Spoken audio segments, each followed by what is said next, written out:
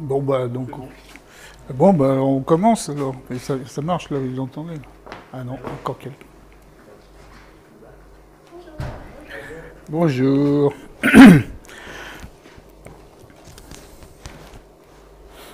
Bon, alors donc, vous voyez, il y a un titre, Origine et abondance des éléments dans l'univers.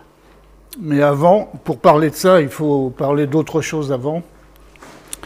Et je vais vous donner quelques... Voilà, juste pour vous donner une idée de ce que c'est que les grands chiffres en astronomie.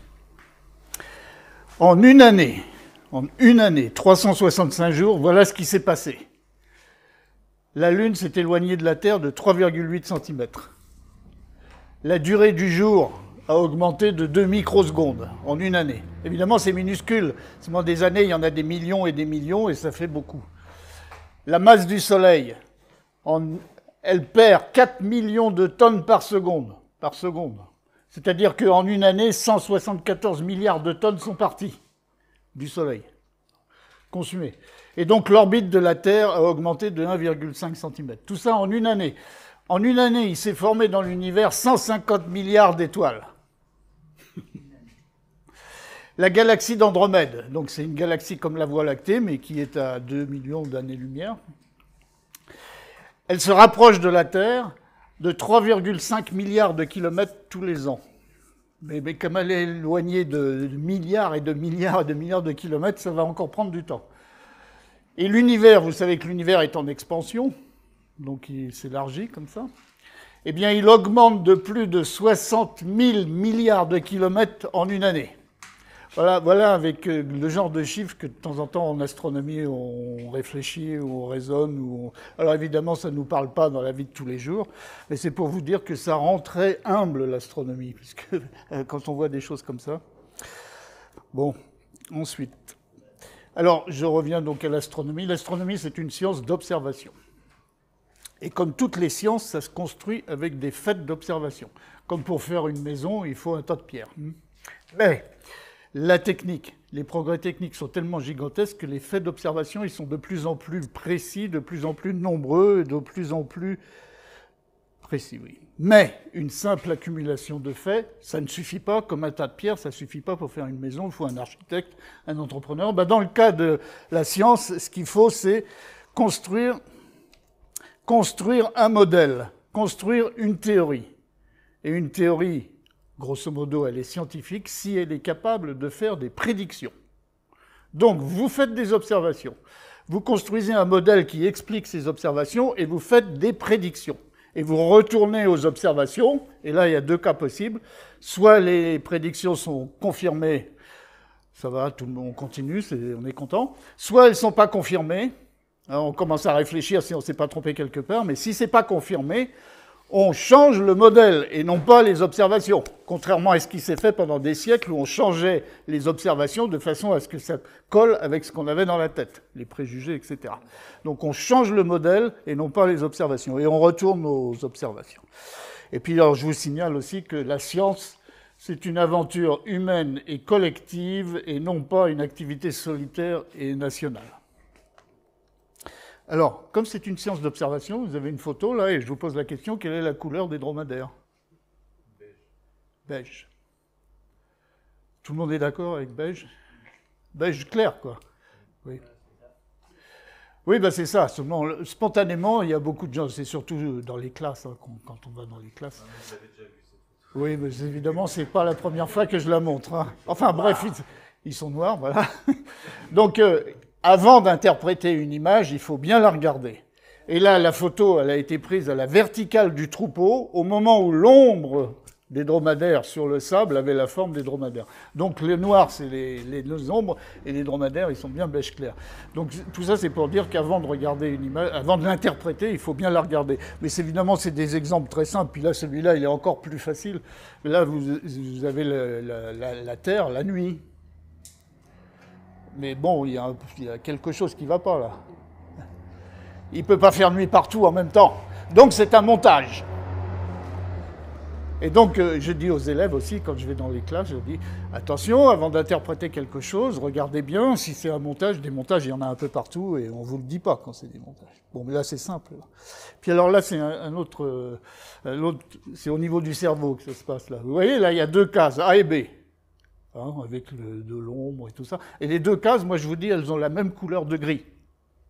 Alors là, en vous voyant ça, vous ne me croyez pas, mais vous voyez, si je les isole, je n'ai pas changé le damier, hein, le damier est tout. Et quand on les isole, on voit bien la même couleur de gris. Ce qui veut dire que le cerveau, ça se passe dans le cerveau, là, le cerveau, la lumière, elle rentre dans les yeux et est transformée en signaux électriques qui remontent au cerveau, et le cerveau reconstruit l'image. Et il fait ça, je ne sais pas combien de fois par seconde. Bon, mais de temps en temps, il se trompe. Alors pourquoi les psychologues, ils arrivent à expliquer pourquoi, là. Mais enfin, vous voyez, il faut faire attention à ces choses-là, quoi. Puis là, c'est le même genre, là, vous voyez, là. En haut et en bas, on a l'impression que ce n'est pas le même gris, mais si vous regardez en mettant votre doigt au milieu, là, vous verrez que c'est le même gris.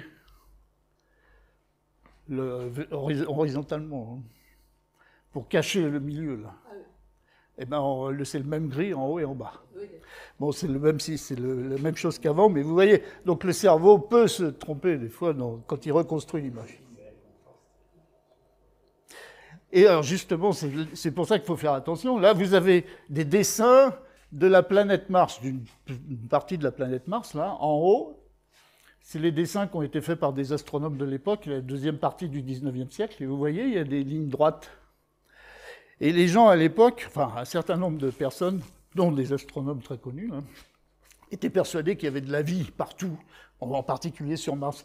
Et donc, ils avaient interprété leurs observations en disant il y a des canaux sur Mars. Les canaux à la surface de Mars. Et les Martiens avaient fait ça pour on ne sait pas pourquoi. Et puis, c'était à l'époque où il y avait la guerre des mondes, donc c'était plausible qu'il y ait de la vie sur Mars. Jusqu'en 1909, où Antoniadi, à l'observatoire de Meudon, là, à côté de Paris, le même dessin, enfin le dessin de la même partie de la surface de Mars, les canaux ont disparu. Et alors pourquoi les canaux ont disparu là, en 25 ans, en 30 ans? Bon, d'une part parce que les observations étaient meilleures, les instruments avaient fait des progrès, mais surtout parce que préjugés. Et on interprétait, enfin certains interprétaient les observations à l'aune de leurs préjugés. Et évidemment, c'est ce qu'il ne faut pas faire. Le bon scientifique, il a conscience d'avoir des préjugés, puisqu'il en a comme tout le monde, mais il essaye de s'en départir, quoi. Auguste Comte, c'est connu aussi, ça. Auguste Comte, un philosophe du 19e, là. Vous voyez ce qu'il écrivait? Jamais on ne pourra connaître la composition chimique du Soleil. C'est complètement impossible. Ouais, bon, c'est écrit là, voilà. Et c'était peut-être vrai à son époque, mais il ne faut jamais dire... Il est prudent, il dit aucun moyen envisageable. Envisageable, voilà. Il ne dit pas que c'est pas possible. Voilà. Oui, c'est vrai, il ne dit pas que c'est pas... Enfin, il a été prudent. Il a ajouté envisageable. Mais bah, heureusement pour lui, parce que... Ouais.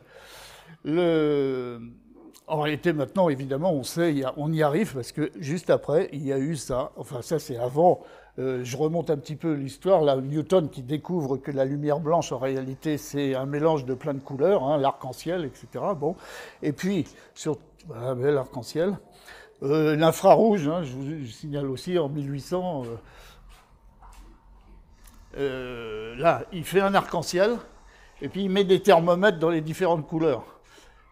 Et au-delà du rouge, il s'aperçoit que on ne voit plus de lumière au-delà du rouge, il n'y a plus de lumière visible, mais il s'aperçoit que le thermomètre, la température augmente quand même. Bon, alors il découvre le rayonnement infrarouge. Voilà, mais c'est surtout ça, c'est au début du 19e siècle, on commence à faire de la spectroscopie. Et grâce à la spectroscopie, on découvrira plein de choses. Bon, ben, le premier, c'est lui. Vous voyez l'arc-en-ciel, le spectre du Soleil, là, et à l'intérieur, avec un prisme, on commençait à visualiser des raies sombres. Alors les raies sombres, je vous expliquerai après d'où ça vient. Mais là, au 1802, il en voit quelques-unes, là, 7 raies sombres. Ils ne savent pas encore ce que ça veut dire. Fraunhofer, en 1814, il en trouve beaucoup plus, parce que les spectros, la technique progresse.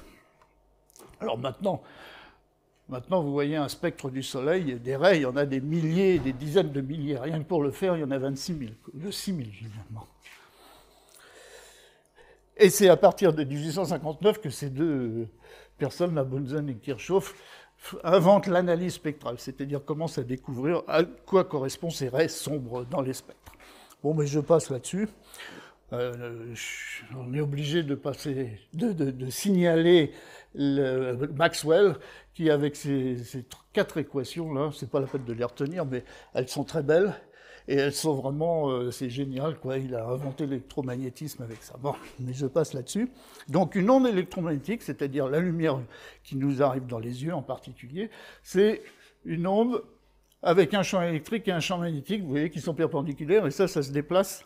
C'est donc une onde qui se déplace à la vitesse de la lumière, donc à 300 000 km par seconde. Voilà. Donc la lumière, c'est une onde qui se déplace à cette vitesse-là.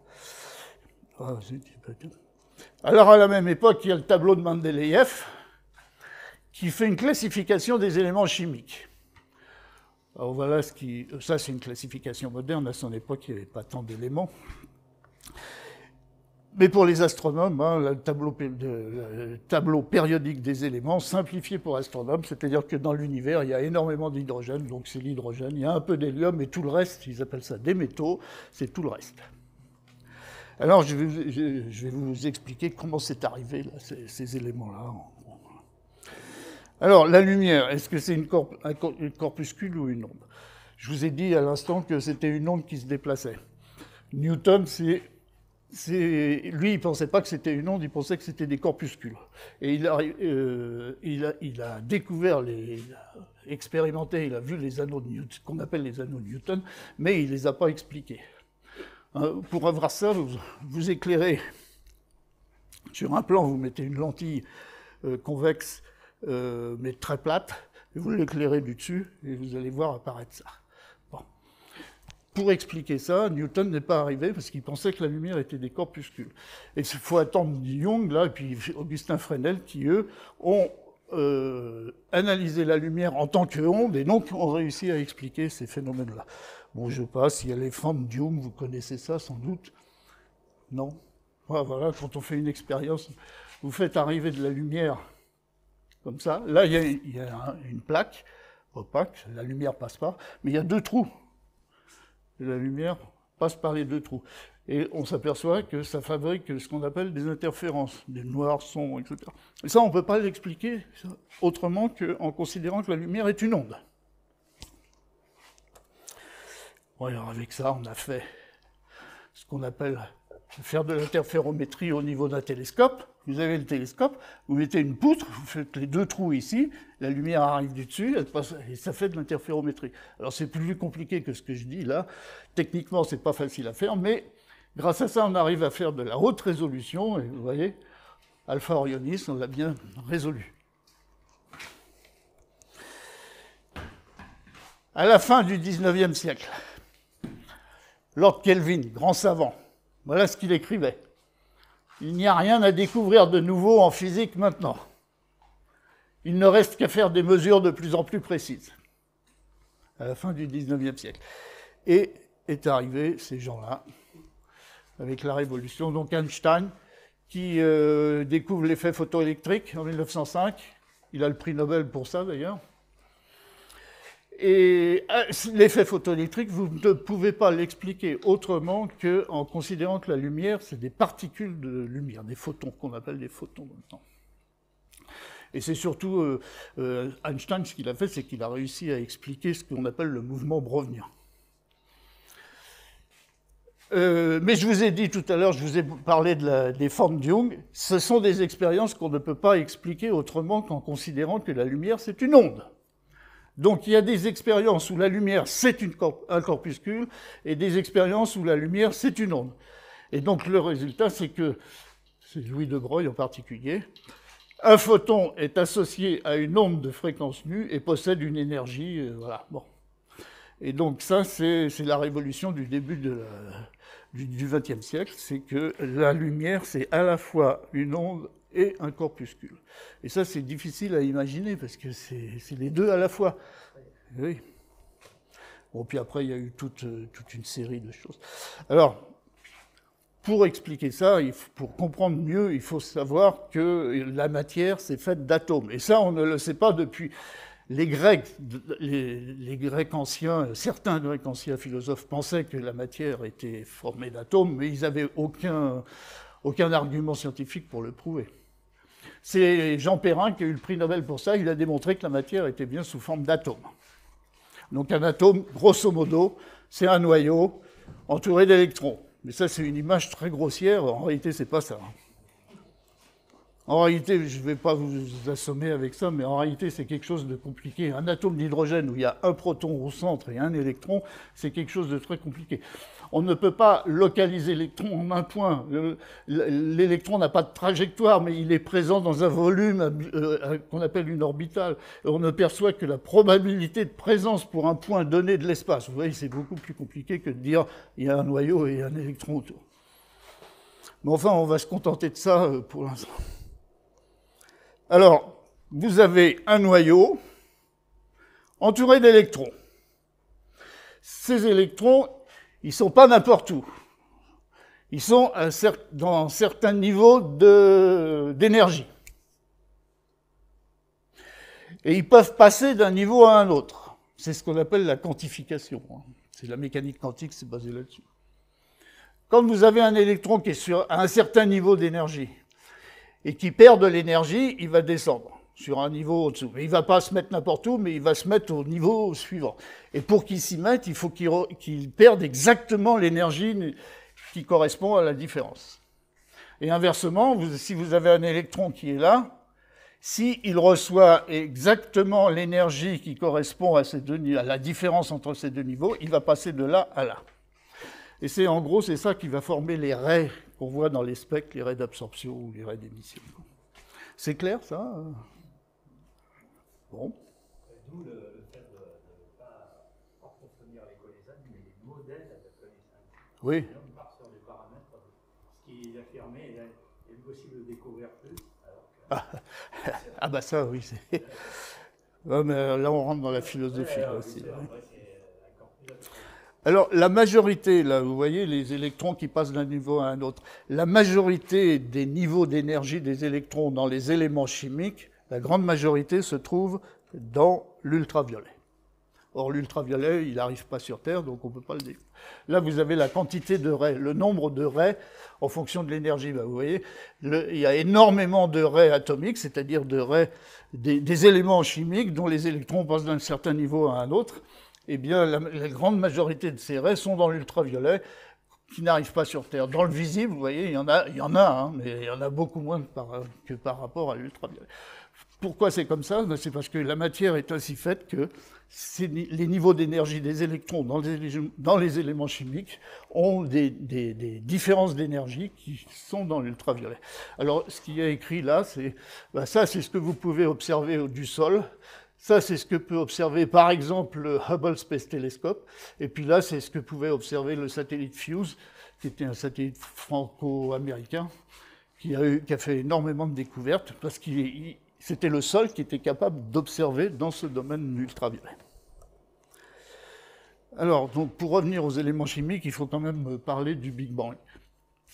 Donc, Einstein, en 1915, il publie la relativité générale, en supposant que l'univers était homogène et isotrope. Ça, c'est une supposition, parce que quand on regarde le ciel, c'est pas ce qu'on voit.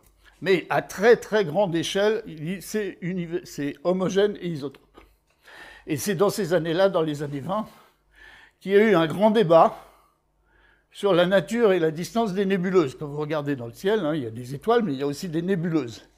Ces nébuleuses, est-ce que c'était des objets qui étaient dans la Voie lactée ou des objets au-delà de la Voie lactée? Et là, il y avait un grand débat avec des grands astronomes qui ont débattu ce sujet-là. Et ça a été réglé en 1926 par Hubble, qui lui a déterminé la distance de ces objets, de quelques nébuleuses, en utilisant les céphéides, parce qu'avant on avait trouvé une relation les céphéides, c'est des étoiles qui varient en luminosité, et donc il y a une relation entre la variation de luminosité et la distance. Donc, il mesure la distance et puis il reconstruit distance et vitesse, et il s'aperçoit que ces nébuleuses sont au-delà de la Voie lactée. Donc, il y a plusieurs univers, plusieurs galaxies. Avant, on ne savait pas ce que c'était qu'une galaxie. Et donc, la loi de Hubble-Lemaitre, Lemaitre, c'est l'abbé Lemaitre, un Belge qui a fait toute la théorie de ça. Alors, pour vous expliquer, grosso modo, comment on fait ces calculs de vitesse et de distance, on utilise ce qu'on appelle le redshift, le décalage vers le rouge. Vous voyez, j'ai une étoile. Je regarde cette étoile. Cette étoile, elle n'est pas immobile, elle a un certain mouvement, elle a un certain vecteur vitesse. On peut toujours décomposer ce vecteur vitesse, on apprend ça au lycée, hein, en deux composantes perpendiculaires, dont une qui est sur la ligne de visée. Et celle-là, elle s'appelle vitesse radiale. Et ce qui est extraordinaire, c'est que cette longueur d'onde-là, on peut directement la mesurer sur un spectre. Elle est directement mesurable sur un spectre. Alors là, vous avez un spectre avec des raies d'absorption. Donc ces raies d'absorption, elles sont créées par des atomes, d'éléments chimiques qui sont à la surface de l'étoile. Et si l'objet que vous regardez se déplace à une certaine vitesse, eh bien c'est décalé. Vous voyez, c'est décalé vers les longueurs d'onde plus grandes, vers le rouge. Eh bien ce décalage, il est mesurable, donc, et on en déduit immédiatement avec cette formule-là, on en déduit la vitesse de l'objet en question. Alors, le décalage vers le rouge. Et c'est ça, c'est grâce à la spectroscopie qu'on arrive à faire ça. Et donc, c'est puissant, quoi. Voilà l'effet. Ça, c'est pour le son. Vous voyez, quand vous êtes sur le bord vous êtes au bord du trottoir, là, et puis il y a une sirène qui se rapproche de vous. La sirène, elle émet un certain bruit à une certaine fréquence. Mais quand elle se rapproche de vous, vous entendez plus aigu. Quand elle s'éloigne de vous, vous entendez plus grave. Alors que c'est toujours la même fréquence. Bon, ça, c'est pour le son, et il y a la même chose pour la lumière. Aux 24 heures du Mans, on entend ça aussi. Bon, les détecteurs de vitesse sur les autoroutes, c'est ce système-là qui est utilisé. Voilà. Donc la loi de Hubble-Lemaitre, eh bien, c'est la vitesse d'une galaxie qui est proportionnelle à sa distance. Et la proportionnalité, c'est grand H, la constante de Hubble. Alors voilà, lui, comment il a fait. Vous voyez, une galaxie, vous avez le spectre avec des raies sombres. Alors vous voyez la qualité des spectres, là. Ça, c'est en 1920, 1930. Maintenant, évidemment, on fait énormément mieux. Mais grâce à ça, vous voyez, on voit quand même des raies, là. Et il a fait ça sur plusieurs galaxies, donc il a trouvé des vitesses différentes, etc. Il avait la distance, donc il a construit la loi de Hubble, c'est-à-dire celle-là. Donc, distance, vitesse.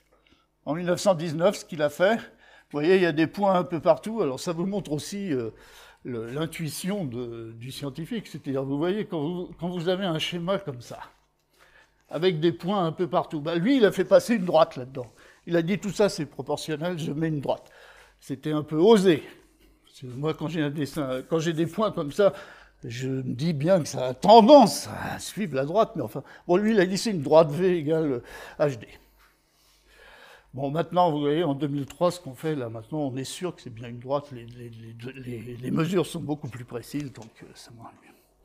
Mais il y a quand même toujours un problème. Alors là, au niveau, vraiment, quand on fait des mesures très, très précises, vous voyez, il y a plusieurs méthodes pour mesurer cette constante de Hubble. On peut utiliser, par exemple, des supernovas, des céphéides, et on trouve une certaine valeur. Et puis, on peut utiliser d'autres mesures, le rayonnement diffus, je vous en parlerai après, le satellite Planck, vous voyez une autre valeur. C'est-à-dire que c'est pas compatible. Les barres d'erreur ne sont pas compatibles. C'est-à-dire qu'aujourd'hui, la constante de Hubble, on la connaît grosso modo, mais il y a toujours un problème. Et c'est toujours pas résolu, on ne sait pas expliquer la différence. Ou est-ce que c'est vrai ou pas vrai? Alors je reviens là au Big Bang, le grand débat, etc., clos en 1926. Donc Einstein, il construit un univers homogène, isotrope et statique. Il ne prend pas en compte l'expansion parce qu'en 1915, quand il publie la relativité générale, ce n'était pas connu, l'expansion. Donc c'est un univers statique. Et c'est pour ça qu'il est obligé d'introduire, dans ses calculs, il est obligé d'introduire la fameuse constante cosmologique. C'est-à-dire que lui, il voulait un univers statique, c'est-à-dire qui ne bouge pas. Et donc il a été obligé d'introduire une constante pour ça, dans ses calculs. Et après, il a dit, la plus grande erreur de ma vie, c'est cette constante.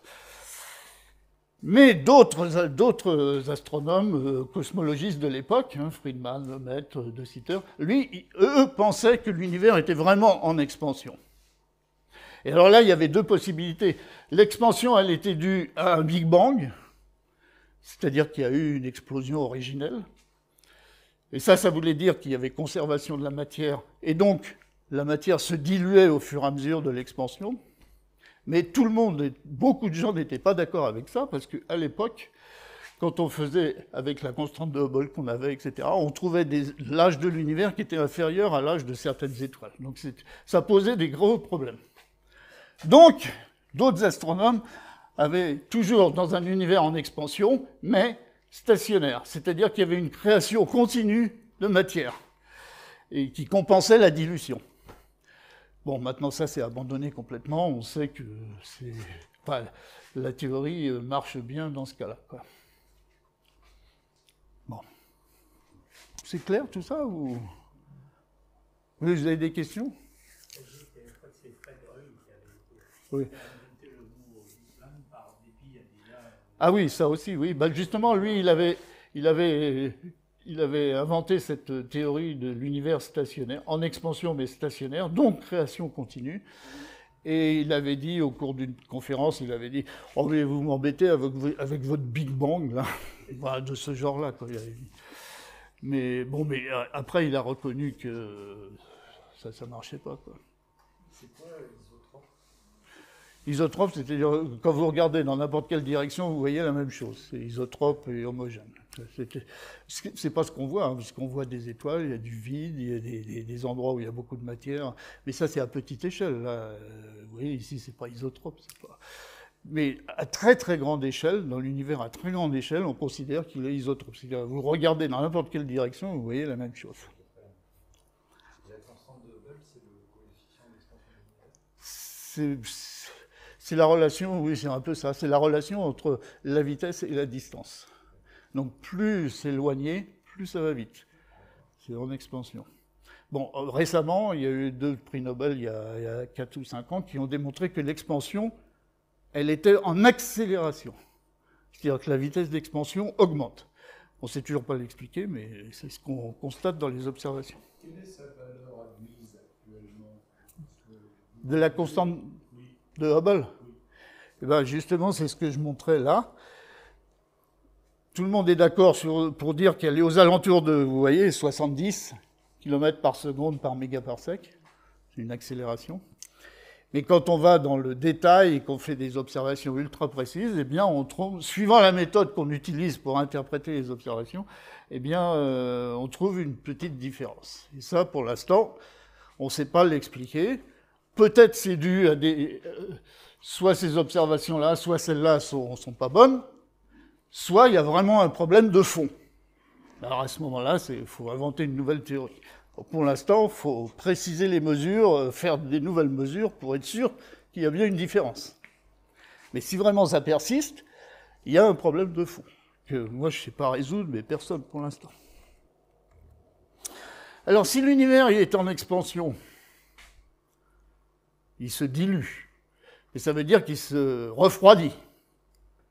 S'il se dilue, il se refroidit.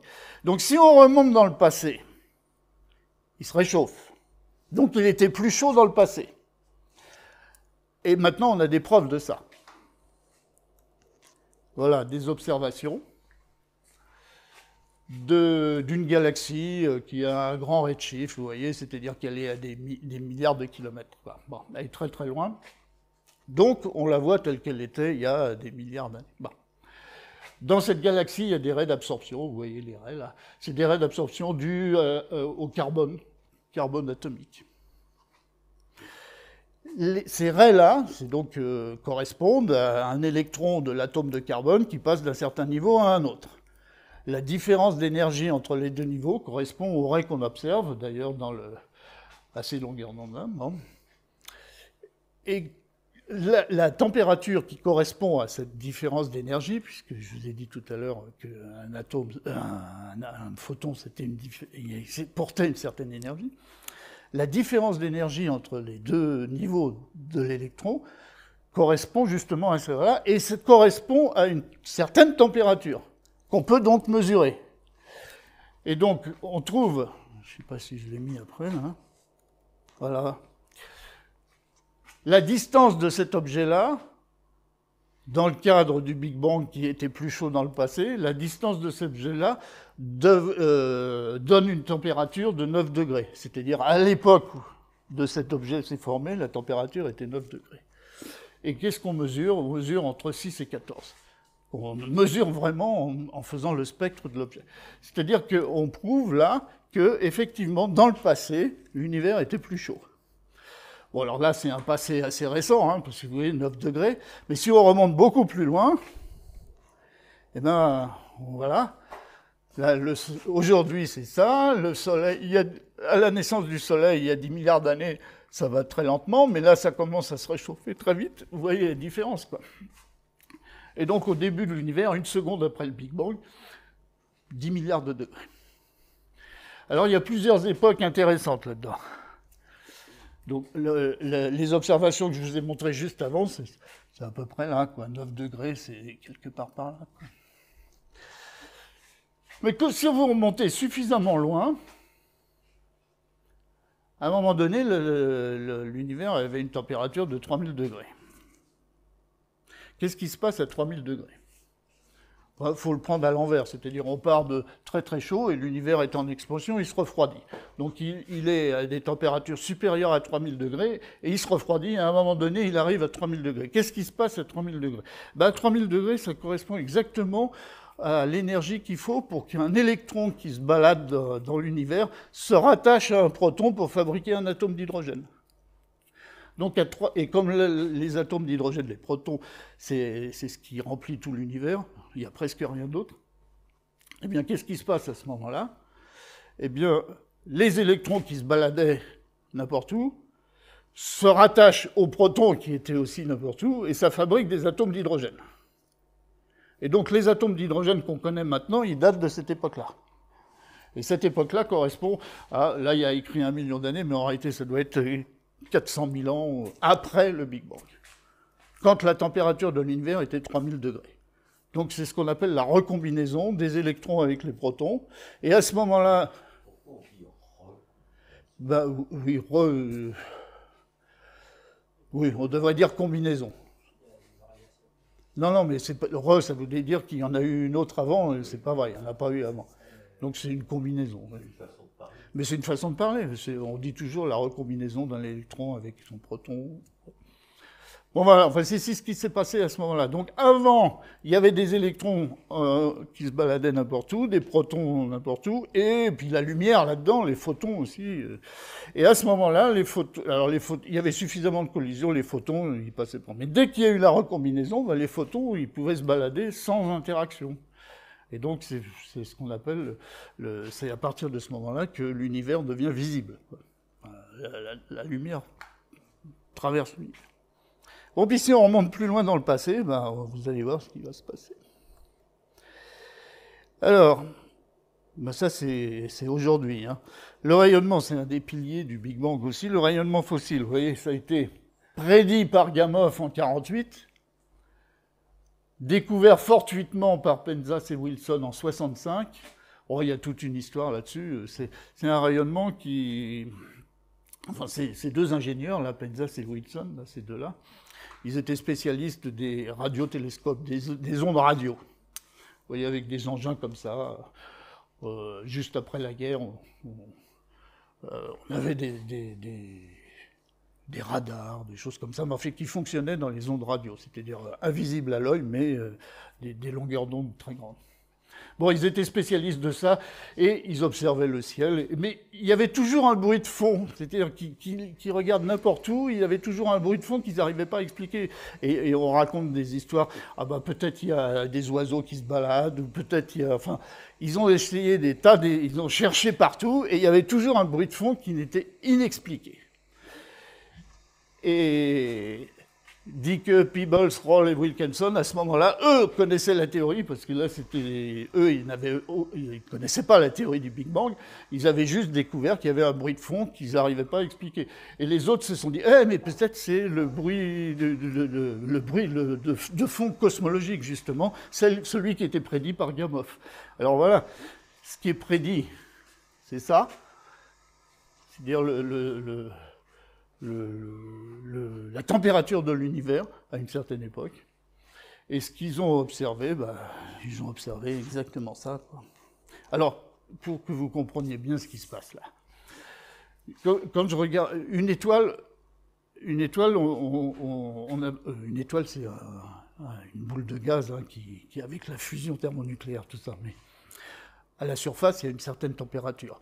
Et on peut assimiler une étoile à ce qu'on appelle un corps noir. C'est-à-dire que quand vous faites le spectre d'une étoile, vous avez cette lumière-là. L'intensité lumineuse d'une étoile, c'est ça, en fonction de la longueur d'onde. Une étoile dont la température à la surface est de l'ordre de 5500 degrés, c'est-à-dire comme le Soleil, ben voilà la lumière qu'elle émet en fonction de la longueur d'onde. Comme par hasard, le visible, il est là. Ça vous explique pourquoi nos yeux sont sensibles là. Nos yeux sont sensibles dans le visible. Là, nos yeux ne voient rien là, ne voient rien là. Mais tout ça, c'est de la lumière. Nos yeux voient ici, justement parce que c'est là que le Soleil émet le maximum de lumière. Donc, on s'est habitué à ça, quoi. Donc, suivant la température de la surface d'une étoile, vous avez une émission lumineuse qui est différente. Vous avez les étoiles froides, vous voyez, le maximum, il est déplacé vers l'infrarouge. Une étoile chaude, il est déplacé vers l'ultraviolet. Eh bien, quand on fait le spectre du bruit de fond cosmologique, on s'aperçoit que ça, c'est déplacé très très loin dans les ondes millimétriques, et ça correspond à une température de 2,7 degrés Kelvin. Donc c'est extrêmement froid. Et ça, c'est la température du fond cosmologique, c'est-à-dire la température mesurée aujourd'hui de ce qui s'est passé quand l'univers avait 3000 degrés et qu'il y a eu la recombinaison des électrons avec les protons pour fabriquer l'hydrogène. Et cette lumière-là qui a été émise à ce moment-là, eh bien maintenant, on la mesure à 2,7 degrés au lieu de 3000. Donc l'univers s'est refroidi de cette quantité-là depuis 13 milliards d'années à peu près. C'est clair tout ça? Ouais. Je n'ai pas compris, vous avez dit ça, c'est décalé vers 3 degrés. Oui. C'est quoi le sens? Le sein, c'est la quantité de lumière émise par un objet comme une étoile dont sa température est 1000 degrés. La quantité qui est sous la courbe. C'est le maximum là.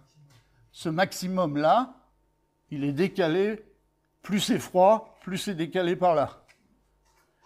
Plus c'est chaud, plus ça va dans l'autre sens. Donc c'est la quantité de lumière émise par une étoile, ça sera toujours de cette forme-là, mais le maximum sera décalé là-bas. C'est plus clair? Oui? Qu'est-ce qui ne va pas? Qu'est-ce que c'est qui est complètement parti à droite là? Mais c'est ça? Oui, d'accord, mais pour le fond cosmologique, Eh bien c'est ça, mais loin par là. quand on mesure le fond cosmologique. Oui? Ben, c'est la courbe, c'est celle-là. Non, c'est dans l'autre sens. C'est celle-là. Évidemment, là, il y a ce que je montrais là après, c'est juste le haut là. Ben, ce haut-là, ce maximum-là, il est à cette longueur d'onde-là, en centimètres, là, vous voyez, 0,2, 0,3 centimètres de longueur d'onde, c'est les ondes radio, et ça correspond à la température 2,7 degrés. Cette température qu'on mesure là. On mesure en mesurant l'intensité là. Et si on les superposait, on ne pourrait pas voir la petite courbe qui fait cette Commencez, on les super... Mais c'est la même chose, c'est la même courbe, mais celle-là, là, c'est la même chose qu'avant. Mais avant, ce que je montrais avant, c'était juste le haut, là. Ouais. C'est pas clair. Ben non, c'est ça, on peut pas superposer celle-ci qui était pour le. Mais, C'est pas possible. On peut pas la mettre sur. non, mais là bon, on a l'étoile, le soleil, par exemple, si tu mesures l'intensité du soleil, la quantité de lumière émise par le soleil dans les différentes longueurs d'onde, ça s'appelle de la photométrie. Tu la mesures ici, à cette longueur d'onde-là, tu trouves ça. Tu la mesures dans le visible, tu trouves ça, etc. Si tu la mesures là, tu trouves quelque chose qui est là. Si tu la mesures dans les ondes radio, le soleil, il émet aussi dans les ondes radio, mais c'est beaucoup plus petit, quoi. Beaucoup moins intense. Bon, bah, donc, ce qu'ils ont trouvé, la courbe qu'ils ont trouvée, celle-là, eh ben, on s'aperçoit que le maximum, il est à 0,2, ça correspond à 2,7 degrés. C'est-à-dire, c'est la même chose que ça, mais décalé loin vers la radio. C'est pas clair. Si? Par contre, le sommet, il est tout petit par rapport à... Ah, le sommet, il est tout petit. Ça, c'est l'intensité. Plus les degrés diminuent, plus le sommet diminue. Oui, si on veut, parce que le soleil, évidemment, c'est brillant, etc. Mais le rayonnement cosmologique, c'est pas brillant, il y a peu de photons. Bon, l'intensité diminue, mais la forme de la courbe, c'est toujours la même, et le maximum détermine la température. Bon, mais il y a des lois qui disent ça, je ne rentre pas dans les détails, mais c'est...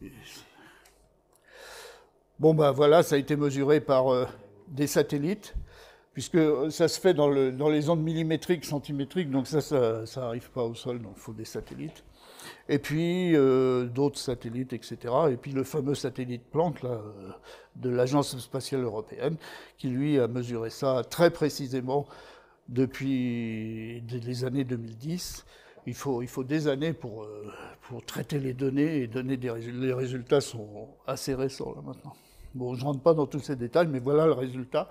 C'est-à-dire, voilà, c'est le relevé complet du ciel par le satellite Planck dans les différentes longueurs d'onde millimétriques où il avait des instruments qui observaient. Et voilà ce qu'il observe. Donc ça, c'est le ciel. Et ça, ça correspond à l'état de l'univers quand il avait 3000 degrés. C'est-à-dire à l'époque de environ 400 000 ans après le Big Bang, l'univers était comme ça. Alors, qu'est-ce que vous voyez comme différence? Il y a du rouge, il y a du bleu. Tout ça, c'est des différences de température. Alors, les différences sont extrêmement petites, hein, c'est de l'ordre du 10 millième. Mais les instruments sont tellement précis maintenant qu'on peut mesurer ça. Donc là, ça veut dire qu'il y avait quelques 10 millièmes de degrés de moins que là. Et ça, c'est lié après, c'est lié à la densité. Et donc, à partir de là, on explique toutes les grandes structures de l'univers à partir de là. Enfin, certains modèles expliquent ça. Donc, si je résume un peu tout ça, le Big Bang, c'est une théorie, la théorie du Big Bang, c'est toujours une théorie, mais c'est une théorie scientifique qui est très solide, parce qu'elle a fait des prédictions qu'on a vérifiées dans des observations. Elle repose sur plusieurs piliers, donc l'expansion, l'univers étant d'expansion, donc il se refroidit, les fluctuations du fond, le rayonnement fossile et ses fluctuations. Le rayonnement fossile, donc l'état de l'univers quand il avait 3000 degrés, qu'on mesure maintenant à 2,7 degrés, mais depuis ce temps-là, les photons, ils se baladent sans interaction.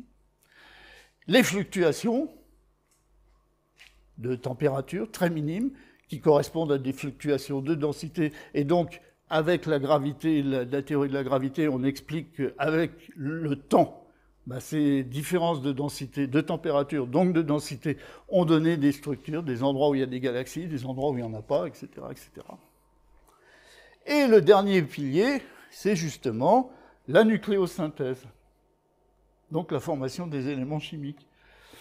Alors ça, c'est Gamow, c'est lui qui a fait des prédictions là-dessus, qui a fait des calculs en 1946. Voilà ce qu'il a, avec d'autres, hein, Alpher, Bethe et Gamow. Voilà, ils ont travaillé sur cette équation-là. Un proton plus un neutron, ça donne un atome de deutérium.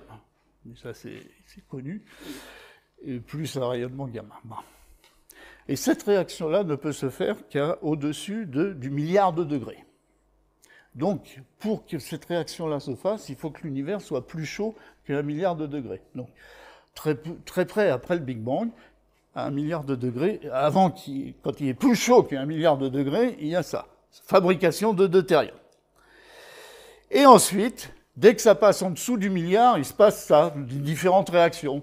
L'atome de deutérium, il peut donner, avec un proton supplémentaire, il donne de l'hélium, etc., etc., etc. Donc tout ça, ça se passe dès que la température descend en dessous du milliard de degrés. Donc vous voyez, fabrication de deutérium, fabrication d'hélium 3, d'hélium 4, un petit peu de beryllium, un petit peu de lithium, enfin, surtout un petit peu de lithium. Donc ces éléments-là ont été fabriqués quand l'univers avait moins de 1 milliard de degrés, mais toujours très chaud, quoi. Et à un certain moment, la température continue toujours à diminuer, et à un certain moment, la densité, puisqu'il est toujours en expansion, l'univers, la densité devient trop faible, et ça s'arrête. Ces équations-là s'arrêtent, la nucléosynthèse s'arrête. Donc ça s'appelle la nucléosynthèse primordiale, c'est ce qui s'est passé dans les 3 premières minutes après le Big Bang, quand la température était de l'ordre du milliard de degrés, et avec l'expansion, au bout d'un certain temps, au bout de quelques minutes, ça s'arrête. Alors on peut calculer combien il s'en est fabriqué. Alors vous voyez la température en milliards de degrés. En dessous du milliard, il fabrique du lithium 7, etc., etc. Et en noir, c'est des neutrons. Évidemment, pour fabriquer les atomes, il faut des neutrons. Donc la quantité de neutrons, elle diminue, etc. Donc vous faites le calcul et vous trouvez ça. Et puis après, vous essayez de faire des observations pour confirmer. Alors voilà une autre façon de présenter les choses. Voilà la quantité d'hélium fabriquée pendant les 3 premières minutes de l'univers en fonction d'un certain paramètre. Lui-là, bon, vous voyez le cours, bon, c'est à peu près, c'est presque plat, donc c'est pas très intéressant. Par contre, le deutérium, vous voyez que le deutérium, en fonction de ce paramètre-là, c'est lié à la température, hein, varie très fortement. Donc il est extrêmement intéressant comme élément, parce qu'une petite différence, l'abondance étant très dépendante de la température, suivant, si vous trouvez une abondance ici, vous avez là, et puis si c'est là, vous voyez, enfin, c'est un élément intéressant, alors que l'hélium, c'est à peu près plat, donc c'est difficile d'en tirer des conclusions. Et puis l'hélium, il est là. Et puis, le lithium, il est là. Alors, le lithium, il est intéressant aussi. Bon. Ça, c'est les prédictions. Alors après, on fait des observations. Et voilà ce qu'on trouve. Vous voyez, les carrés violets, c'est les observations. Bon, je résume, hein, parce que des observations, il y en a eu énormément. Ils ne sont pas tous d'accord. Il y a des petites différences. Mais grosso modo, ce sont ces carrés-là. Et vous voyez que ça a l'air de coller, c'est-à-dire qu'on observe bien, la quantité de lithium qu'on observe, elle tombe bien sur la courbe, l'hélium, le deutérium, l'hélium là-haut, et le deutérium. Voilà. Et donc la nucléosynthèse primordiale, c'est-à-dire les prédictions de fabrication d'hélium, de lithium et de deutérium, et c'est surtout le deutérium, c'est pour ça que d'ailleurs le satellite FUSE avait été envoyé, c'était pour mesurer le deutérium, dont les raies sont dans l'ultraviolet lointain. Tout ça, on ne peut pas le faire du sol. Et vous voyez que, grosso modo, les abondances observées collent avec les prédictions. Donc, c'est vraiment un des piliers fondamentaux de la théorie du Big Bang, c'est qu'elle est solide. Là. Bon. Et puis, en plus, si je rentre dans les détails, pour faire ces calculs-là, il fallait connaître la durée de vie du neutron. La durée de vie du neutron intervient dans tous ces calculs et elle n'était pas connue au moment de ces calculs. Et donc ils ont fait une prédiction, la durée de vie du neutron doit être tant pour que ça colle. Et ils l'ont mesuré après dans les accélérateurs de particules et c'était la bonne valeur. Donc c'est solide. Bon, là je passe. Bon, alors si vous voulez résumer tout ce que j'ai raconté sur le Big Bang, voilà. Donc au départ, on ne sait pas ce qui s'est passé au départ. Hein. On dit, retenez seulement que le Big Bang, c'est pas une explosion originelle. Hein. Ce n'est pas une explosion dans un espace qui existait déjà. C'est l'espace lui-même qui est en expansion et qui explose. Dans rien. Alors là, évidemment, là, on ne peut plus imaginer les choses.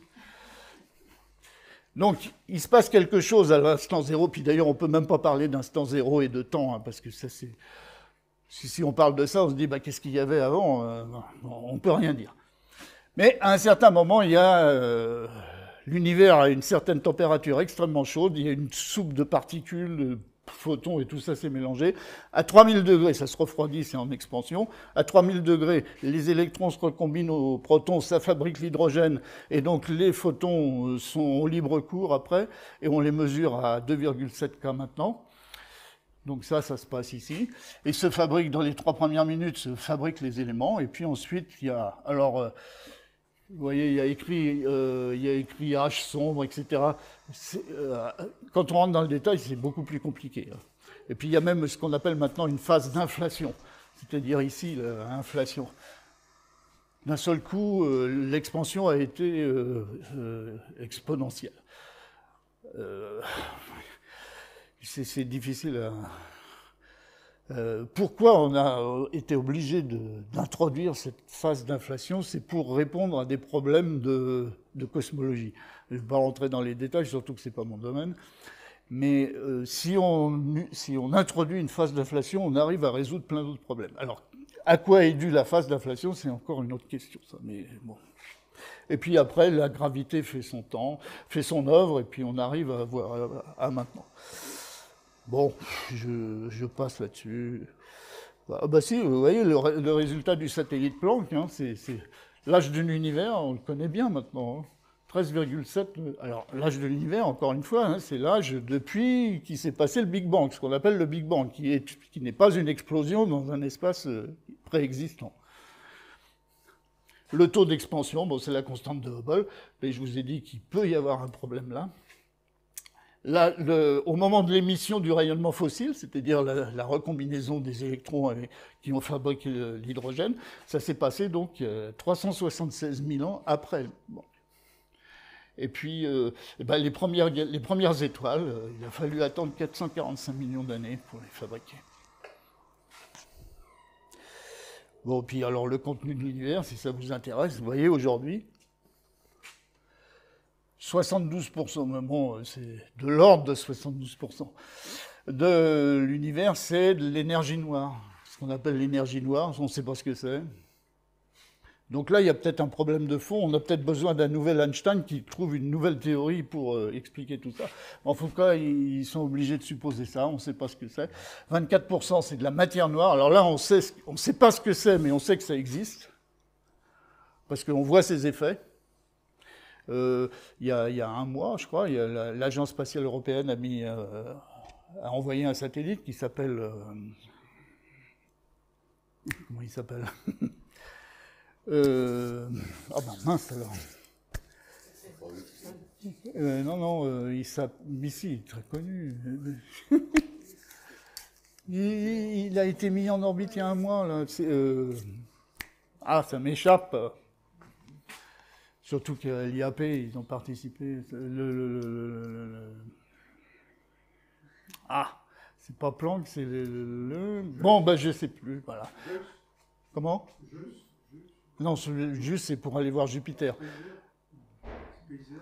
C'est vieux, il existe toujours, mais c'est dans la phrase. Non, c'est pas c'est tout récent, il vient d'être mis en orbite, là. Pas en orbite autour de la Terre, il est au point de Lagrange à 2 millions de kilomètres, mais... Ah, mince, alors ça, c'est fort. Ouais, mais c'est l'âge, ça, voilà, bon. Et puis, celui-là, on en a parlé, parce qu'il est à moitié français, quand même. Et puis la matière ordinaire, vous voyez que la matière ordinaire, c'est seulement 4%. Là, on pourrait dire, vous voyez, si on fait un peu de philo, là, à une époque, on pensait que la Terre était au centre du monde. Et puis après, la Terre n'est plus au centre du monde, mais enfin le système solaire au centre du monde. Et puis après, on a vu qu'il y avait des tas d'étoiles, et puis qu'il y avait des galaxies. Et on sait maintenant que le système solaire n'est même pas au centre de la galaxie, de la Voie lactée, mais sur un côté, etc. Et bien maintenant, on en est au point de dire que la matière ordinaire, hein, la matière qui fait ces atomes qui font cette table, et ben ça représente que 4% du contenu de l'univers.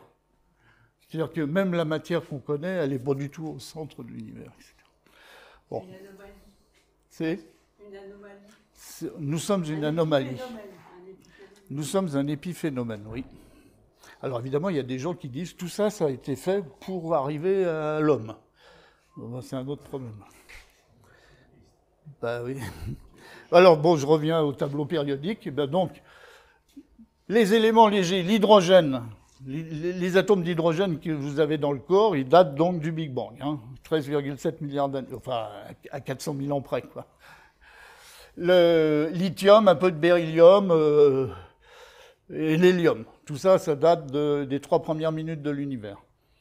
Tout le reste a été fabriqué après. Et donc beaucoup plus jeune, entre guillemets. Alors, dans tout le reste, il y a lithium, beryllium et bore. Donc lithium, il y en a un peu qui vient du Big Bang, mais il y en a aussi qui est fabriqué après. Alors lithium, beryllium et bore, eux, ils ont été fabriqués par ce qu'on appelle des réactions de spallation. Alors là, Hubert Reeves, c'est lui qui a fait tous ces calculs-là. Toutes ces réactions-là, les réactions de spallation, donc il a montré que le lithium pouvait... Il y en avait une partie qui venait du Big Bang, mais la grosse partie venait d'ailleurs, de ces réactions-là qui se passent dans le milieu interstellaire. Entre les étoiles, il y a des atomes, et il y a des neutrons, des protons qui se baladent à très grande vitesse, qui se collisionnent avec ces atomes, qui les cassent et qui fabriquent lithium, beryllium, bore. Bon, il a fait tous ces calculs, alors on peut faire des prédictions, c'est ce qu'on observe, vous voyez. Donc, la quantité de deutérium dans l'univers, depuis sa formation, elle ne fait que diminuer. Parce qu'il ne s'en est fabriqué que pendant le Big Bang, aux 3 premières minutes. Après, on ne connaît aucun moyen de fabriquer du deutérium. Donc son abondance ne peut que diminuer, avec le temps. L'hélium 3, on ne sait pas. L'hélium 4, lui, ça augmente en permanence, puisqu'il s'en fabrique aussi dans les étoiles. Lithium, beryllium, bore, ça ne peut qu'augmenter aussi. Bon, on fait ces prédictions-là, et puis après, on fait des observations, et on voit que ça marche, quoi. Vous voyez. Bon. Alors, les observations, ça c'est un autre problème, mais la matière primordiale, ce qu'on voudrait, c'est mesurer l'abondance telle qu'elle était 300 000 ans après le Big Bang. Évidemment, ça c'est impossible. Donc on essaye de s'en rapprocher le plus possible. Donc on utilise les quasars qui sont extrêmement loin, donc extrêmement vieux, etc. Et on arrive à faire... Et donc les prédictions marchent, quoi, grosso modo. Et tous les autres éléments, donc, à part lithium, hydrogène, hélium, deutérium, lithium, beryllium, bore, tout le reste, c'est fabriqué dans les étoiles. Donc c'est ce qu'on appelle la nucléosynthèse stellaire. Et c'est pour ça qu'on dit, nous sommes poussière d'étoiles. C'est-à-dire que tous les atomes, à part les très légers dont j'ai parlé, tous les autres ont été fabriqués dans des générations précédentes d'étoiles, précédentes au Soleil. Donc les gens qui ont trouvé ça, c'est ceux-là, là, dont Hoyle, encore une fois, dès 1957. Voilà les réactions qu'ils ont utilisées. Donc ça, c'est ce qui se passe au centre des étoiles. Une étoile, c'est donc un énorme nuage de gaz qui s'effondre sur lui-même, de gaz et de poussière qui s'effondre sur lui-même sous l'effet de sa propre gravité.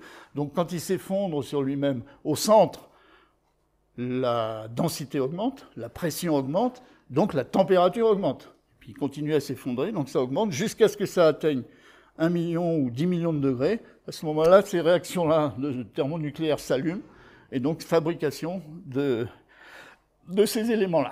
Donc, à nouveau, deutérium, ça passe par le deutérium, l'hélium 3, et ça fabrique de l'hélium 4. Donc, au centre du Soleil, c'est ce qui se passe. Ça s'appelle des réactions de fusion. Et on prend 2 atomes plus légers, on les fusionne. Ce n'est pas ce qui se passe dans les centrales nucléaires. Hein. Dans les centrales nucléaires, c'est l'inverse, on prend des gros atomes, de l'uranium, et on les casse en plus petits. Fission. Là, c'est la fusion.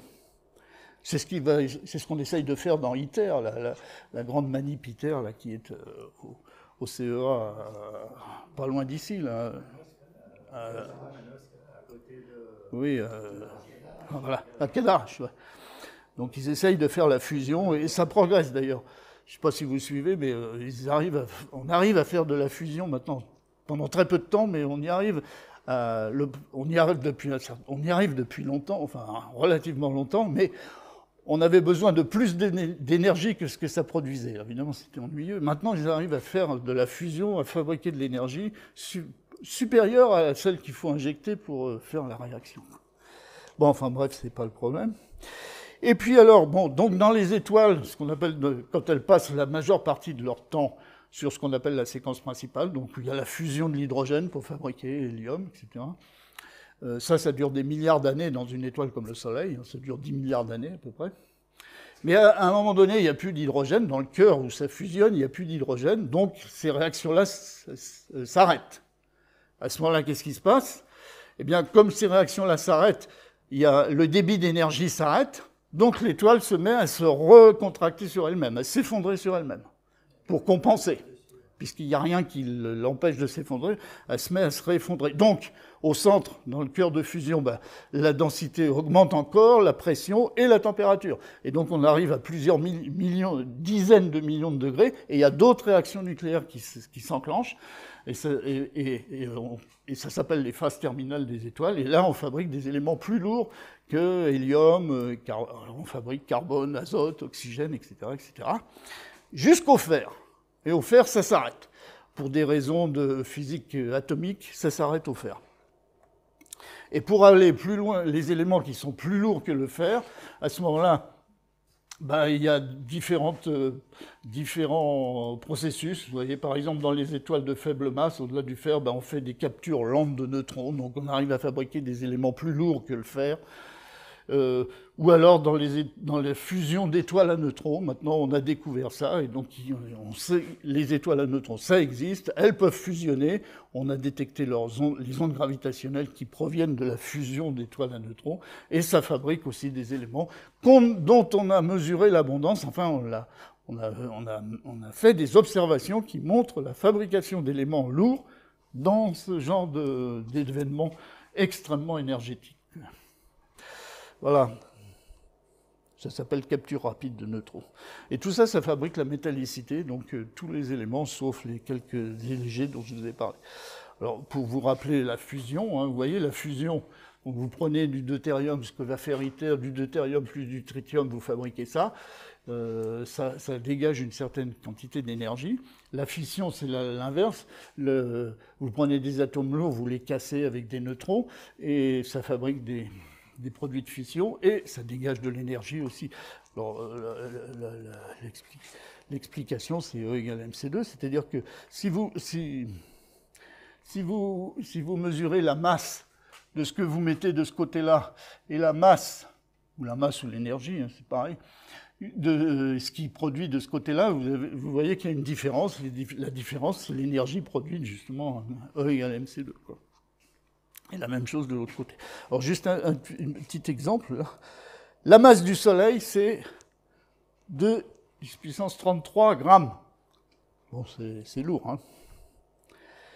Le cœur chaud, là, où se réalise la fusion, c'est à peu près 10% de cette masse, au cœur du Soleil.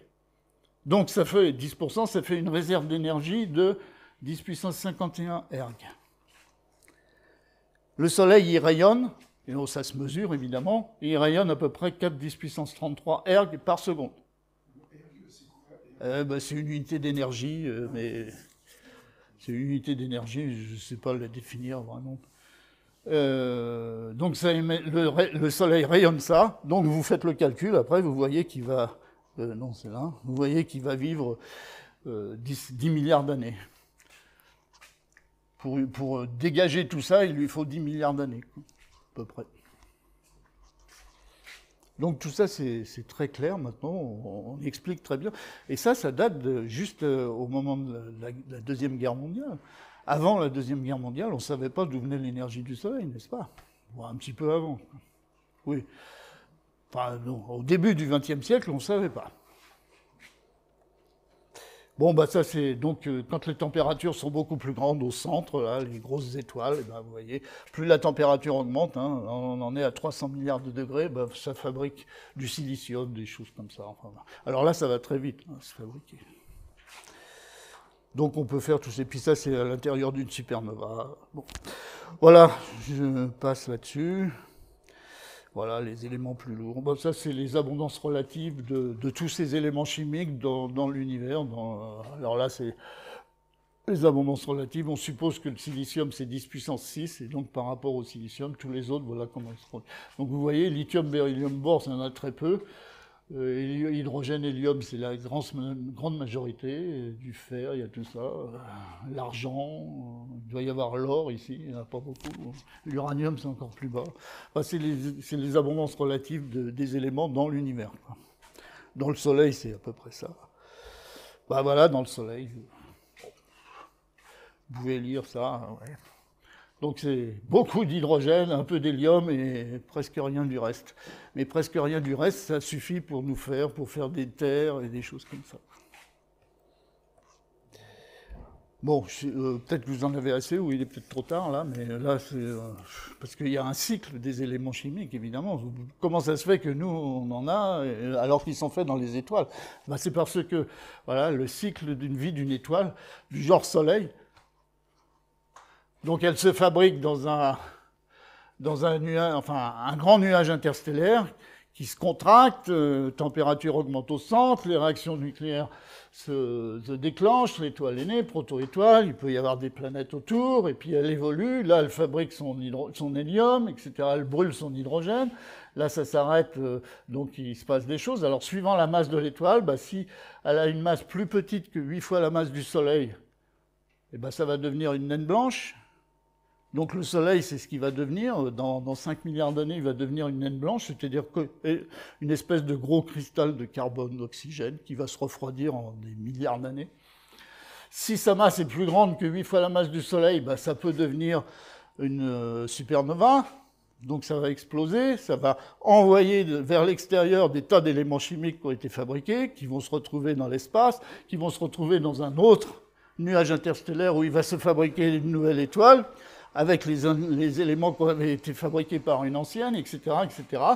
Et puis, quand elle explose, bon, ça envoie des éléments chimiques à l'extérieur, mais au centre, eh ben, il reste ce qu'on appelle... il peut rester une étoile à neutrons ou un trou noir. Alors, un trou noir, si elle a une certaine masse, ça fabrique un trou noir. Sinon, c'est une étoile à neutrons. Là, Black Dwarf, c'est-à-dire, ça, c'est les naines blanches, c'est-à-dire le Soleil, pour les petites étoiles, donc une naine blanche, un cristal carbone-oxygène qui va se refroidir, donc ça va devenir une naine noire, etc.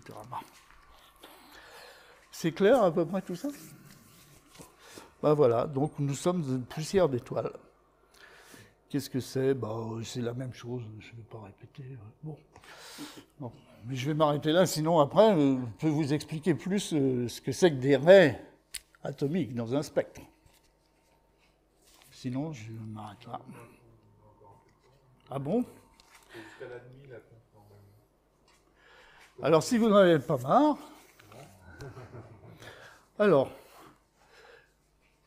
Les raies atomiques, donc je vous ai dit, c'est un électron qui passe d'un niveau à un autre. La différence d'énergie entre deux niveaux, elle est bien précise.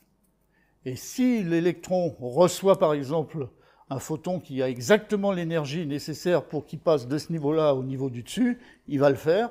Et donc ça va fabriquer une raie d'émission ou une raie d'absorption.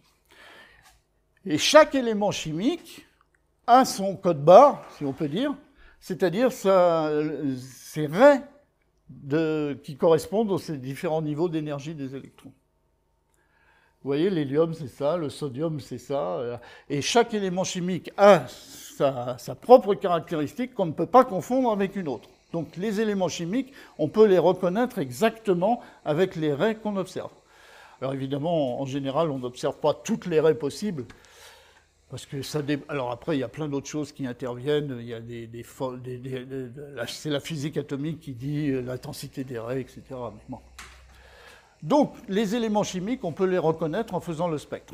Donc là, vous avez un exemple de quelques éléments. Alors, il y a les raies d'émission et les raies d'absorption. Donc, si vous faites un spectre, là, ce soir, d'une étoile, vous allez voir des raies d'absorption, des raies sombres dans le spectre de l'étoile. Donc ça, c'est le spectre d'une étoile du genre Soleil, vous avez l'arc-en-ciel avec certaines raies. Alors, on parle de spectre, mais un spectre, quand on l'observe avec un instrument, c'est ça. Mais quand on l'analyse, on fait passer une droite là, et on trouve ça. hein, mais c'est la même chose. Hein. Je ne sais pas si vous voyez la différence, mais oui. Quand vous faites un spectre sur un instrument avec une caméra CCD, par exemple, ben, c'est ça, vous allez trouver ça. Puis après, vous pouvez additionner toutes les raies, toutes les lignes du CCD pour en faire une seule, et puis ça va donner ça, quoi. Bon, puis il y a plein d'ajustements à faire, parce que le spectre que vous avez, il ne donne pas quelque chose de parfait. Et puis il faut corriger de plein de choses, etc. Mais une fois que vous avez corrigé tout, alors les raies d'absorption, ben, elles sont dues la lumière qui arrive, ça fait le spectre, et puis les atomes qui sont à la surface de l'étoile, eh bien, ils fabriquent ces raies d'absorption. Bon. Non, c'est là. Voilà. Voilà, spectre atomique, donc vous avez des exemples. Alors, non, c'est pas ça, si je me trompe, là, je vais dans le mauvais sens. Voilà, bon, je passe tout ça. Là, vous avez, je vous ai dit, chaque élément chimique a son code barre. Là, vous avez le code barre, enfin, c'est-à-dire les raies atomiques de chaque élément. Eh ben, en dessous, là, je vais vous mettre un spectre. Alors, qu'est-ce qu'il y a comme élément dans le spectre de cet objet-là?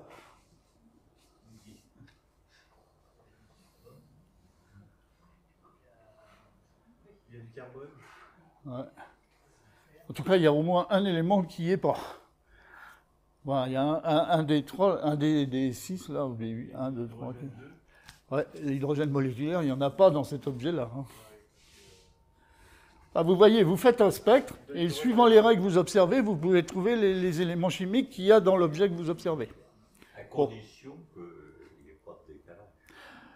Alors, à condition que, quand vous faites le spectre, vous mesurez la longueur d'onde de chaque raie. Et la longueur d'onde de chaque raie, il y a des tableaux, des tables entières, où vous avez les longueurs d'onde de toutes les raies, de tous les éléments chimiques. Donc, si vous observez la bonne longueur d'onde, vous en déduisez tel élément. Mais, évidemment, comme tu dis, il peut y avoir des décalages. Par exemple, les redshifts. Si l'objet que vous observez il a une certaine vitesse, bah, toutes ces raies-là vont être décalées. Mais pour un élément chimique, ce n'est pas une raie qui va être décalée, c'est toutes. Donc, pour reconnaître l'élément, il n'y a pas de problème, même si c'est décalé. Il faut que toutes les raies soient décalées de la même façon. Oui.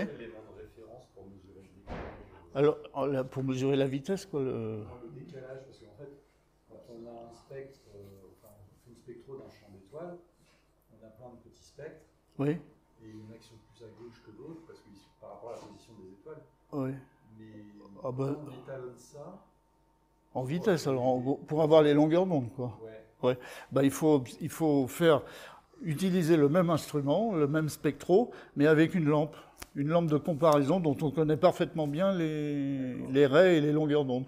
Alors on utilise par exemple des lampes au thorium ou autre chose, où ça dépend de la longueur d'onde où on observe, parce qu'on choisit la bonne lampe, la bonne référence. Donc vous faites le spectre de la lampe avec le même instrument, tout pareil, et la lampe, vous connaissez parfaitement bien ces raies, donc vous les identifiez dans le spectre, donc vous avez parfaitement bien la longueur d'onde, et ensuite vous collez ça sur le spectre de l'objet en question, et vous voyez les différences. Enfin, oui, c'est ça, voilà. C'est une calibration, quoi.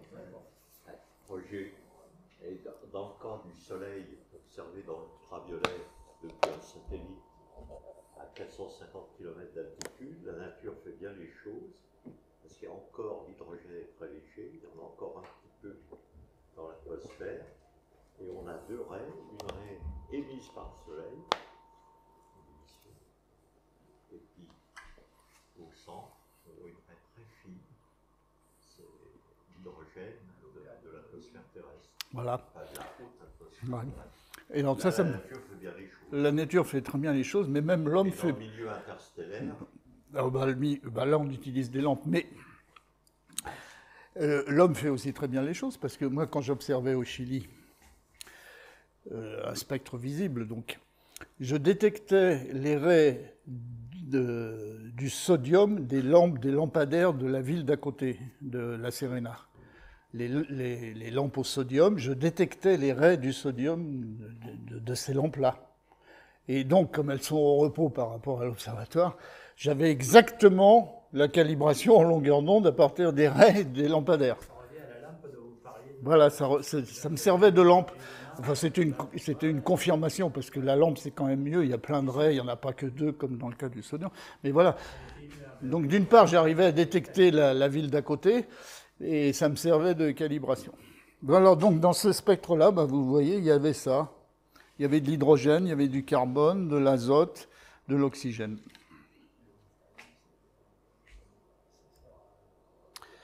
Bon, je ne sais pas si je... Alors, une fois que vous observez les raies, vous voulez en déduire l'abondance de l'élément. Alors là, c'est une autre affaire compliquée, mais on y arrive. Je sais pas, bon, vous en avez pas marre, là, parce que... Quand vous observez une raie d'absorption comme ça, comme les raies noires dans le spectre, elle dépend, sa forme, son intensité dépend de plein de paramètres. Ça dépend évidemment de la densité de colonne, ce qu'on appelle densité de colonne, c'est-à-dire le nombre d'atomes qu'il y a. La vraie définition de ça, c'est le nombre d'atomes qu'il y a dans une colonne qui va de vous jusqu'à l'objet en question de 1 cm². C'est une façon de... C'est l'abondance, quoi. En gros, c'est l'abondance. Donc évidemment, la raie, là, sa forme, son intensité, ça dépend de l'abondance de l'élément. Mais ça dépend aussi de la vitesse radiale, c'est-à-dire de la vitesse de l'objet que vous observez. Et puis ça dépend de la température. Et puis ça dépend de la vitesse de turbulence, parce qu'évidemment, tout ça, c'est un endroit où il peut y avoir de la turbulence. Alors ces deux-là, on les réunit dans un paramètre qu'on appelle B, etc. Donc il faut se débrouiller, parce qu'on n'en tire pas directement l'abondance. Donc il faut se débrouiller avec tout ça. Mais il y a plusieurs méthodes. Alors il y en a une qui s'appelle courbe de croissance, qui est très connue, classique, et il y en a une autre qui s'appelle ajustement de profil, que nous, on a mis au point, qui évidemment marche très bien aussi. Alors la courbe de croissance, c'est ça. Vous avez une raie. Bon, le continu, là c'est 0, là il n'y a plus d'intensité, il n'y a plus de photons, là, l'arrêt. Vous mesurez la surface d'un rectangle qui a, vous mesurez la largeur d'un rectangle qui a exactement la même surface que l'arrêt. Vous avez une raie, vous mesurez sa surface, et après, vous prenez un rectangle qui va du 0 jusqu'au continu, et vous mesurez la largeur pour que sa surface soit la même que celle de la raie. Bon, il faut faire comme ça pour que les courbes de croissance marchent, mais je ne vais pas vous expliquer comment c'est arrivé là, mais ça a été calculé, quoi. Et alors, si vous faites ça pour toutes les raies que vous observez, eh ben, ces largeurs équivalentes, donc ne tombent pas n'importe où. Elle tombe sur cette courbe-là, qu'on appelle courbe de croissance. Alors, quand elle tombe ici, eh ben, vous avez directement l'abondance. Vous la mesurez directement avec la largeur équivalente. Vous mesurez ça, et vous avez directement l'abondance de l'élément. Quand vous tombez ici, parce que les autres paramètres ici n'interviennent pas. Si vous tombez ici, c'est pareil. Les autres n'interviennent pas, donc vous avez direct, c'est ce qu'on appelle l'amortissement, vous avez directement la racine carrée de l'abondance. Quand vous mesurez ça, donc la surface de la raie, vous avez... Mais évidemment, la nature étant pas toujours bien faite, la majorité des raies tombent là. Or là, ça dépend de tous les autres paramètres, donc ça devient plus difficile, mais c'est justement l'art des astronomes, c'est de se dépatouiller de ces affaires-là. Et on y arrive, et on trouve les abondances. L'autre méthode, c'est complètement autrement. Là, vous avez une observation. Hein, chaque point d'observation, c'est relié par une boîte. Là, il y a 3 raies. Il y a la raie de l'oxygène, la raie du deutérium, la raie de l'hydrogène. Ça, c'est des raies interstellaires. Vous faites un modèle. C'est-à-dire, dans un ordinateur, vous mettez une certaine abondance d'un élément, vous mettez les raies que ça fabriquera, en fonction de l'intensité, en fonction de tous les paramètres dont je vous ai parlé, et vous faites le modèle, et puis vous comparez aux observations. Ça s'appelle un ajustement de profil, et vous modifiez les paramètres de façon à ce que ça reproduise parfaitement bien les observations. Non, c'est... Oh, bah, j'ai pas d'exemple, là. Donc vous faites le modèle, et puis vous le comparez aux observations, et vous modifiez les paramètres de façon à ce que ça... Alors évidemment, tout l'art, c'est de modifier pas au hasard, mais en fonction d'autres éléments, etc. Enfin, c'est tout un... Voilà. Et puis la forme des raies, à partir de la forme des raies, alors vous voyez, bon, ça devient compliqué là, mais la forme des raies, là, comme ça a une certaine forme. Alors, dans la forme des raies, il y a plusieurs choses qui interviennent. Il y a ce qu'on appelle la largeur naturelle, ça c'est dû à la physique atomique, on ne peut rien y faire. Et puis il y a l'élargissement Doppler qui est dû à la température, et puis il y a l'élargissement Stark qui est dû aux collisions, et puis ici il y a des champs magnétiques, il y a plein de trucs. Mais tout ça, c'est bien connu, donc vous pouvez faire un modèle de tout ça et vous modifier de façon à ce que ça colle bien avec les observations. Et puis, voilà, voilà les différentes formes de raies. Et à partir de là, vous pouvez... Alors, les profils de Vogt, c'est un mélange de ça. Alors, moi, j'ai fait ça pendant des années, là, mélanger les raies, ça, pour faire des profils. Mais bon, ça, on y arrive. Hein. Ben voilà, un ajustement. Vous voyez, les observations, c'est ça. Dans l'arrêt du 2T1. Les observations, c'est ça, là. En vert, c'est s'il n'y a pas de raie. Donc c'est ce qu'on appelle le continu, l'intensité émise par l'étoile en question. Il n'y a pas de raie. Le bleu, c'est l'arrêt avec les paramètres qu'on a déterminés.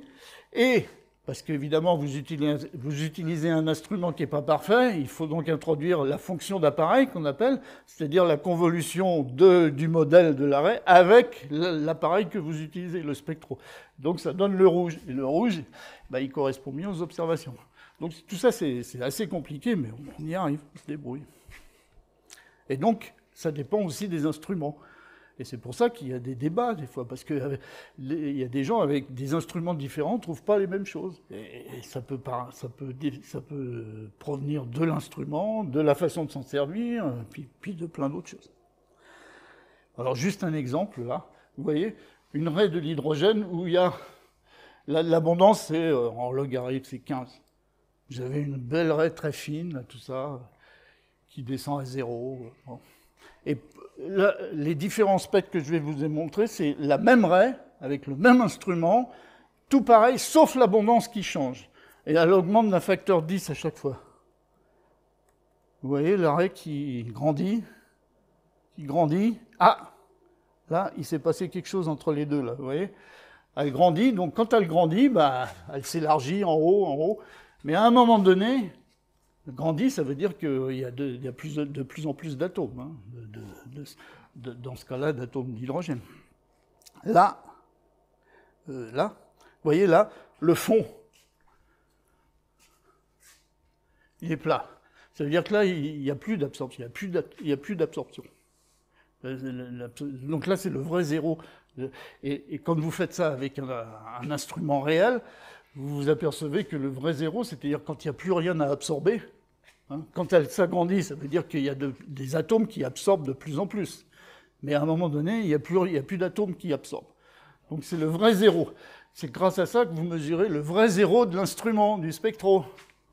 Parce qu'en réalité, le spectro, que vous utilisez, n'importe quel spectro, ça ne tombe pas à zéro. Donc il faut pouvoir...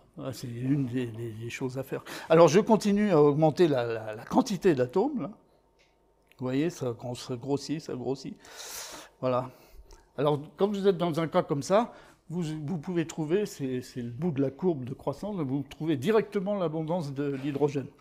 Si vous êtes dans un cas comme ça, vous avez directement l'abondance. Mais si vous êtes dans ces cas-là, ça devient plus compliqué. Et ça, il y a plein d'autres choses qui interviennent. Bon, mais là, je m'arrête définitivement, là, je crois. Voilà, c'est fini.